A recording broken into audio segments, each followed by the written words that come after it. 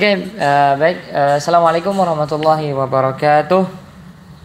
Kembali lagi bersama saya Hernadi dan bersama narasumber kita, Abang. Nama saya Muhammad Sabirin. Muhammad Sabirin. Ya. Oke, salaman dulu kita, Bang.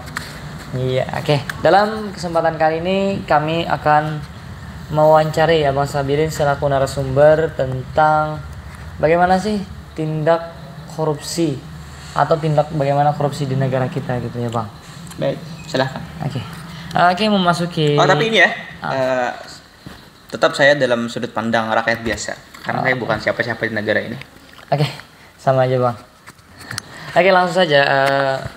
Yang pertama, bagaimana sih menurut Bang Sabirin nih tentang korupsi yang terjadi baik di pemerintahan kita atau di negara kita ini, bagaimana sih, Bang, menurut pandangan Abang? Oke. Berbicara tentang korupsi ya. Iya. Jadi kalau kita mendengarkan istilah korupsi, kita sendiri tahu korupsi itu kalau bahasa dia artikan sebagai orang yang menyelundupkan uang, atau ya bahasa tepatnya sih menurut saya sih maling ya. Maling karena dia mengambil duit ya, uang yang bukan itu milik dia. Ya, kita kalau pandang korupsi jelas ini hal yang tidak bagus, ini hal buruk, hal tidak layak yang dimiliki oleh seorang pemimpin. Bagaimana tidak? Kita ini kan negara demokrasi. Pemimpin itu dipilih oleh rakyat, dari rakyat dan untuk rakyat. Maka menurut saya, dan bukan menurut saya ya, semua dari perspektif pandangan agama pun, seorang pemimpin itu tidak boleh dia berkhianat pada rakyatnya. Dia dipilih dari suara rakyat, dia nggak bakal jadi pemimpin kalau dia nggak dipilih oleh rakyat. Kemudian ternyata dari uang uang negara kan yang seharusnya dikasihkan, misal anggaplah bupati atau DPR misal, atau camat kan, pemimpin daerah gitu. Mereka diberikan amanah oleh negara untuk memakmurkan tempat dia masing-masing, untuk kemakmuran masyarakat. Itu lingkup besar ya. Kalau mungkin di lingkup kecil ya, anggap di instansi misal, atau di sekolahan, di panti asuhan lain sebagainya. Ini kan tentu memiliki siklus keuangan. Maka ketika kita menjadi seorang pemimpin, kita harus betul-betul paham bagaimana kriteria kita dalam memimpin. Bagaimana kriteria kita dalam manajemen keuangan. Tugas kita seperti apa? Maka seorang pemimpin itu harus transparansi. Dia harus terbuka dengan seluruh rakyatnya. Sehingga rakyat tidak ada berpikiran negatif dan jelas semua kepemimpinan dia. Dan yang paling penting, hal yang paling sensitif adalah di bagian keuangan. Dia emang korupsi ini memang hal yang gimana ya? Ya, karena ada kesempatan maka dia akan melakukan itu. Karena kejahatan bukan dilihat dari karena dia jahat tidak, tapi karena ada kesempatan yang berlaku ya, Bang. Baik. Oke. Kalau menurut Abang nih, Bang, bagaimana sih caranya untuk bisa mencegah supaya tidak terjadinya korupsi di negara yang tercinta ini, Bang? Soalnya kan kita bisa lihat korupsi itu sudah menjamur, bahkan banyak para orang-orang itu yang melakukan korupsi seakan-akan itu hal yang biasa gitu, Bang. Baik. Cara mencegahnya gimana sih, Bang? Menurut saya ya, korupsi di negara kita ini memang sekarang terus akan terlihat sebuah hal yang biasa. Sehingga katakanlah mereka sebagai pemimpin, ketua-ketua, atau anggaplah pejabat ya. Nah, saya mengatakan pejabat secara umum ya, saya tidak menjas siapa itu. Sehingga mereka menganggap hal demikian itu udah hal biasa, hal lumrah terjadi.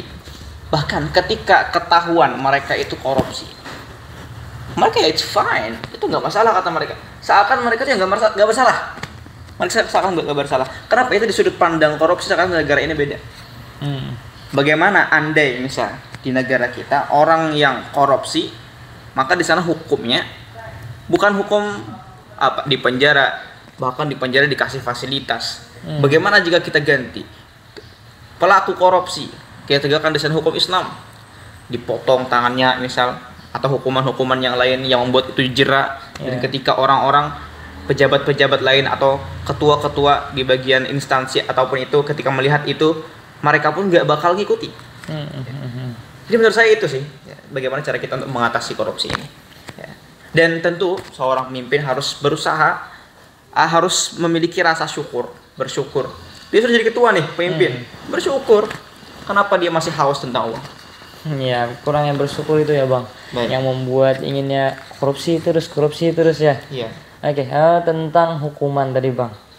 Kalau kita bisa lihat ketika rakyat biasa nih, anggap saja maling ayam. Iya. Itu hukumannya bahkan masya Allah sampai 7 tahun, 3 tahun atau dan lain sebagainya, tahunan di penjara. Sedangkan yang korupsi bisa diringankan bebannya karena ada sesuatu ya. Sogokannya. Ini nih, ini yang menurut saya ya lemahnya peraturan di negara kita sekarang ini. Kita nggak menyalahkan pemerintah ya, karena tentu nggak semua pemerintah bagus-bagus semuanya. Tapi mungkin ada di antara mereka beberapa. Tapi kita nggak bisa mengetahui siapa mereka. Peraturan di negara ini, kalau kita ingin negara kita maju, maka harus betul-betul kita tegakkan peraturannya. Peraturannya harus adil dong. Cuman maling ayam, maling buah doang misal, karena buah tetangga yang buahnya ke halaman dia, terus dia ambil karena hukuman. Bahkan hukumannya kan biasanya lebih ya tadi, sebagaimana yang bisa kamu sampaikan tadi. Hukumannya lebih daripada mereka yang korupsi. Padahal ya, korupsi ini dia maling seluruh rakyat. Iya. Sedangkan yang maling ayam cuma satu rakyat aja. Mencuri harta rakyatnya satu orang aja. Iya. Pemimpin ini banyak, masa kok peraturan seperti ini? Maka ya tanggapan saya ya untuk negara kita ini harus betul-betul dalam memilih pemimpin. Maka suara rakyat. Ini kita nih tahun 2024 kan? Kita bakal pilpres nih. Pemilihan presiden. Maka rakyat harus betul-betul memilih siapa sih pemimpin yang layak, pemimpin yang adil, yang bisa menegakkan ke depannya supaya Indonesia menjadi maju. Oke. Sama seperti sabda Nabi ya bang, kullukum ra'in wa kullukum mas'ulun an ra'iyati. Betul. Setiap kalian ada pemimpin, setiap kepemimpinan pasti dipertanggungjawabkan. Nah kalau pemimpinnya paham agama pasti dapat mempertanggungjawabkan kepemimpinannya ya. Iya betul. Ini kira-kira kita podcast sampai jam berapa bang? Sudah selesai bang. Sudah selesai ya. Oke bang. Oke, terima kasih kepada Bang Sabirin telah memberikan materi tentang korupsi di negara Wakanda, bukan di negara kita ini. Oke, salah kata mohon dimaafkan. Terakhir pantun dari kami. Kalau ada jarum yang patah jangan disimpan dalam peti. Kalau ada kata-kata yang salah jangan lapor ke polisi. Thank you. Assalamualaikum warahmatullahi wabarakatuh. Suara rakyat bang. Bener.